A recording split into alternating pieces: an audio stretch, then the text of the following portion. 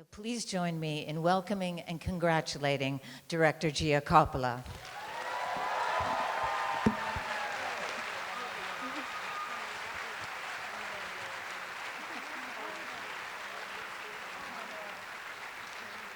Thank you so much. I'm going to invite Pamela Anderson to the stage.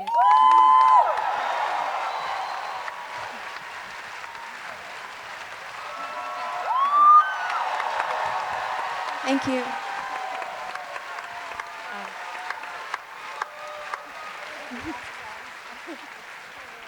Too many tears. Let's get Jamie Lee Curtis.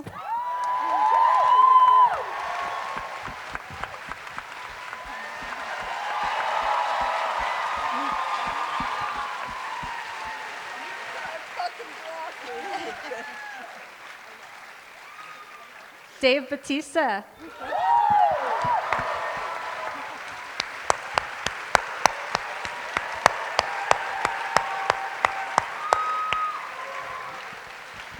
Billie Lourd.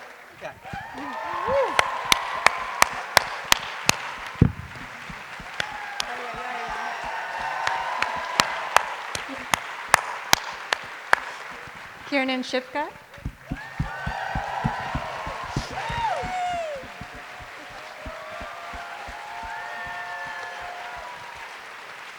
Brenda Song.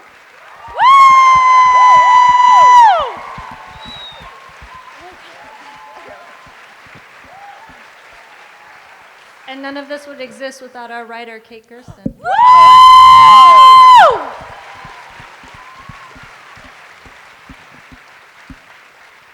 Congratulations to you all on a fantastic film.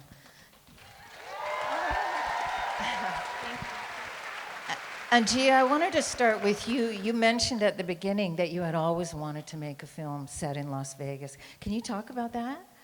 Yeah, I've always been fascinated with Vegas. I used to and from college, drive there and stop to take pictures and just sort of fascinated of what it must be like to live there. My family thinks I'm really weird. Why do you like Vegas so much? I get it. But there's just something very symbolic about it, and visually I'm so inspired. So I can't quite place why I love it so much, but I do. So did Kate's script find you, or did you find it because it was set in Las Vegas?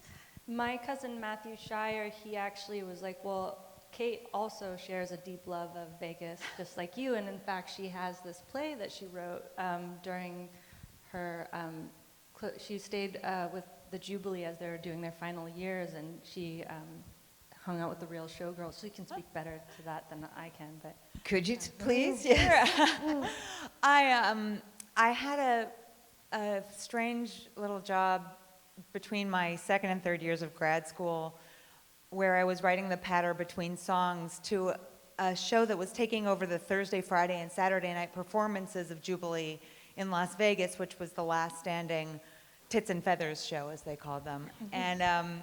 And I got to see Jubilee, and I was fascinated by the women on the stage, some of whom had been with the show for probably upwards of 25 or 30 years, and who were such consummate artists, but who were doing something that I don't think a lot of people considered art. And it was really so striking to me, and I thought, I have to tell these women's stories. We're very glad you did.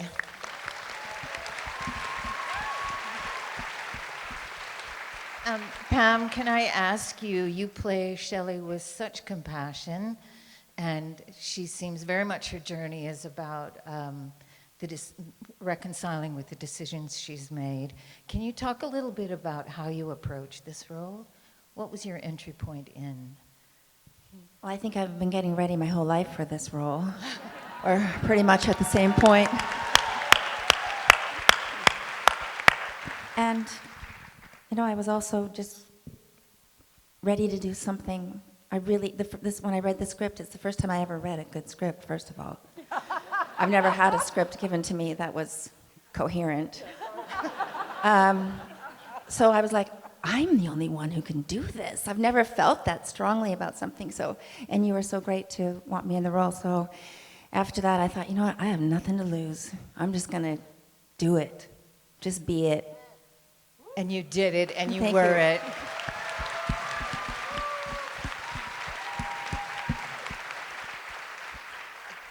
Jamie, can I ask you the same thing about your character, Annette? She's so self-assured in the beginning, but she seems so much a creature of Las Vegas, and yet we see so much of her vulnerability by the end. Well, everyone. I mean, first of all, you have to know, you guys, we haven't ever seen it.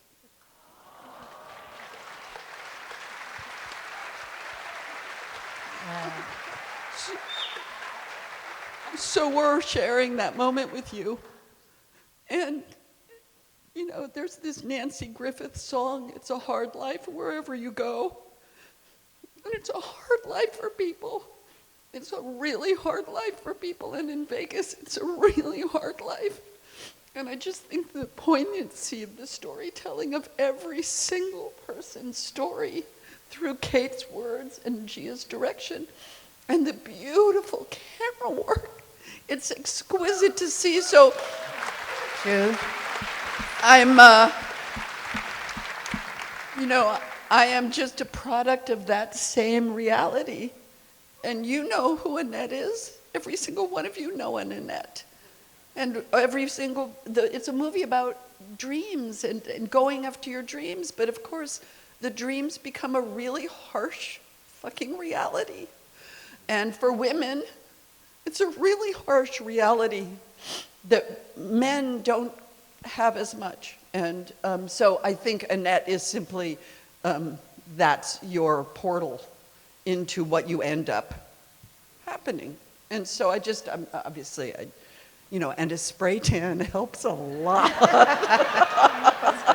You wear it well. I'd never had one, and you know, you have to stand there and and they put it everywhere. So I'd never done that. So anyway, I'll shut up. Oh. Just stop crying. Oh, no. And Pamela, I'm sorry. I'm sorry. I just can't. I just can't. Yep. And you go to Dave, but then I just can't. And it's a hard life for you too, I know. He's in a sea of estrogen. You also brought such compassion to this role, and it's something that seems very different for you.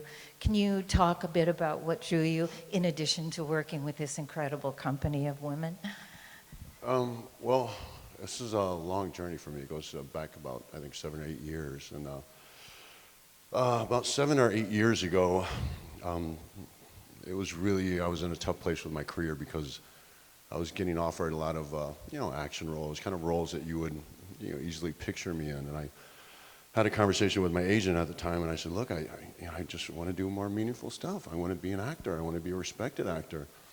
And still, so, you know, he started sending me out on generals with, you know, directors he thought would, you know, be, you know, I don't know, cast me in meaningful stuff, in meaningful roles. I wanted to do indie films and be a great actor. Anyway, so one of those meetings was with Gia. And we, you know, we hit it off. I think we did. We had a really great meeting, and we didn't know what we were going to do together, but we decided we were going to do something together. And so we stayed in touch all these years, and 7, 8 years later, the script came along. And when I don't know if you had already casted it or cast it in your head, but I didn't know who the cast was going to be. I read the script, and I thought the script was beautiful, and the role was something I'd been searching for. And so immediately I said, absolutely, count me in. And then as the cast started filling in, I was like, yes, yes! It just got better, and it got better, and it got better. And yeah, and so here I am, fortunate enough to be standing on the stage with these amazing women. And I'm so proud to be the only male cast. I feel so special, because I could be one of 5,000 actors. And lucky enough, they chose me to be here amongst them, so. I'm so We're grateful. really glad they chose you. Me too. Really glad. Thank you. I hope there's more of this in your future. Thank you. Me too. Yeah. Thank you. For this beautiful core of young actresses here, I wanted to ask you, each of you has a very separate relationship with Shelley, and I wondered if you wouldn't mind sharing just a little bit about your character's relationship with her and how you came to it. Yeah, I mean, I think for Jodie, she's not accepted back home, and she's young, and she's scared, and she sort of adopted Shelley as her maternal figure, whether Shelley likes it or not. And I could not dream of a better partner in crime than Pam. I mean, the relationship, obviously we like jump into this movie at a very specific time, but I think what's so amazing just having seen it now is like, you really, you feel like you know these people so well immediately. And I'm rambling because I'm still just like so in awe of everyone up here, my God. But yeah, Jodie and Shelley have a very special, tender bond, and I think it's something precious, and obviously comes to be very fragile over the course of the film, and it's I think her kind of lifeline in a way. What I really love about this film in general is just, especially, you're seeing different generations of women handling and embracing life at where they're at. And I think the thing about Marianne and Shelley is Marianne's in this place where she's angry, some things are going on in her life, she doesn't know why she's here, she's kind of given up, and Shelley's the polar opposite. Shelley is a dreamer and a believer, and somewhere along the way, Marianne lost that. Therefore, when she sees Shelley just always dreaming, it upsets her so much because she's been so beaten down, and I think that's why they're always arguing. It's like a sibling. It's like and that's what's so great about the Showgirl family, is like, we're all family. And I think that's what was so beautiful about watching this, was just seeing how everyone just, I'm sorry, Pam, I want you, I'm just so happy and proud of you, and I'm sorry, it was just so, the thing is, when I came into this movie, Gia is, when I sat down with you, I was sitting in the parking lot at Costco when my agent called me and told me about this crazy script, and I was like, they want to meet with me? And I sat down with Gia, and she is the most brilliant, kind, decisive human. And we sat down, and I was like, I would do anything I will hold lights, I will pull cables, I will do anything to be part of this movie. And this process has been so incredible because each one of these humans up here, it's a labor of love. And Pam, Jamie, Billie, Kate, Gia, Dave, they really just taught me how to embrace where I am in my life because I was at a crossroads. And so watching this movie felt like, that's why I think I'm so emotional. I'm like, it just all came together, and I'm just so proud of everyone, and I'm just so happy to be here. Billie. I was just sobbing backstage, so excuse me in advance. But this movie was deeply meaningful to me.